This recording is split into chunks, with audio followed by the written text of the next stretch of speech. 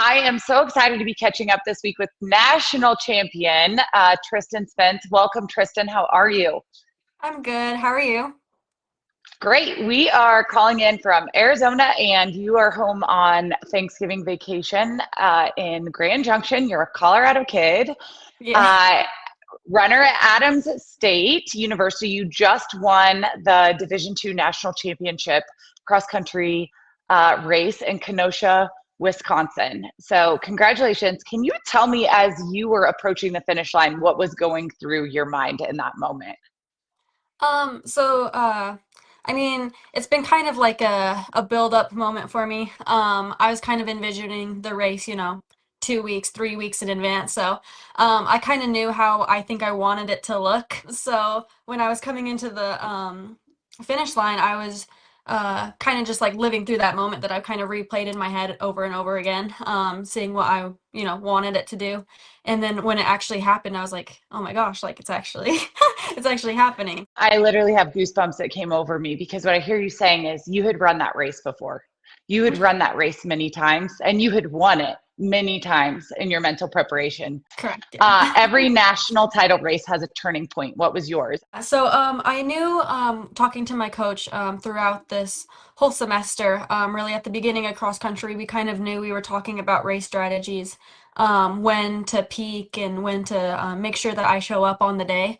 And when we were talking, there was kind of we were talking about like, do I want to take it from the gun or do I want to like just snap my fingers and go like when it's time to go? And we were kind of talking about it, and we kind of settled on the decision that it would be best if I kind of hung out for a little bit. And then when like I went to make it hard, it was about 3K, and it was it was kind of in a secluded area on the back stretch of it. I saw a few of my teammates, but when I did go, it was pretty quiet. I kind of just knew that I needed to do it. You were also a national champion in track and field in the spring in the 5K. How did this differ from that national championship title for you? Um, so in my outdoor national champion, I feel like it was kind of a change of heart. I really didn't think that I could do it in the 5K last spring, just considering like my training was really inconsistent. I think I maybe started training about a month to 5 weeks out, like actually being able to run for that. I think that 5K was just a battle with my head, kind of just. I believed that I could do it, but I knew that it was going to take so much more effort, and I kind of felt like I had some sort of point to prove outdoor, and I feel like it kind of changed for cross country because this summer went really well for me. I was kind of running every day, which is really rare for me because I do get kind of injured quite easily. So just being able to stay consistent with that. And then also, I felt like with that change of heart, I had a different reason to run hard during cross country or this race, just because, everything that went on with my coach. And I felt like I could run for my teammates and run for the program and run for myself and, run for everyone else that supports me. It kind of felt like this race was done out of love rather than being competitive, I guess. I don't know. So a passion as opposed Yeah. to anything ego driven. You were really Yes. motivated for other Yes. reasons Yes. versus just your personal accolades, is what I hear you saying. Yes. Yeah. Um, what made you choose Adams State?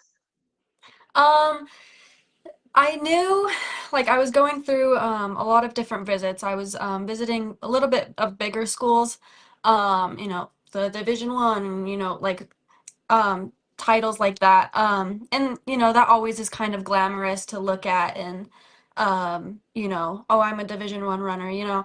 It sounds cool. But when I went to Adams, I sat down with Coach Martin. And compared to those D1 schools that I was looking at, or the bigger schools I was looking at, he seemed like he kind of looked at me as a person and looked at me like he could make me better rather than just looking at my times that I ran in high school. He kind of looked at me like he saw some sort of potential, and I just really liked the way that he spoke to me. And yeah.